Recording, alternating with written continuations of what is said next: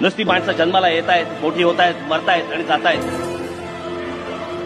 सकाळी उठायचं, कामावरती जायचं, कामावरनं परत यायचं, काही लागत नाहीये. टेलिव्हिजन बघत बसायचे, सिरियल्स बघत बसायच्या. कुठच्याही माता भगिनीला आपल्याला स्वतः तिला वाटलं पाहिजे की माझा मूल रस्ता क्रॉस करताना बाबा नीट जाईल. भीती वाटते, सतत धाकधूक. आणि हे असुरक्षित आयुष्य घेऊन आम्ही जगत राहायचं. आणि निवडणुकीच्या तोंडावरती आम्ही सगळ्या गोष्टींचे तमाशे करायचे आणि प्रत्यक्षात काही गोष्टी करायच्या नाहीत. तुम्हाला कोणत्या गोष्टी द्यायच्या नाहीत, कुठच्याही गोष्टी करायच्या नाहीत. असं थोडी होईल.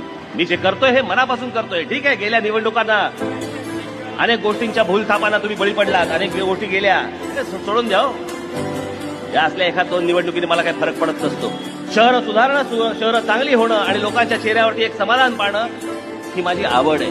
हे महाराष्ट्र राज्य माझ्या हातामध्ये देऊन बघा. हे कर्मदळींद्री आज तिकडे बसलेत, दोघे जण एकमेकांशी भांडतायत, उरावरती बसतायत एकमेकांच्या. हाताबाई सत्ता दिली तरी समाधान नाही. या असल्या लोकांच्या भूलथापांना बळी पडू नका बाबांनो. हे आज फक्त बाळासाहेबांच्या नाव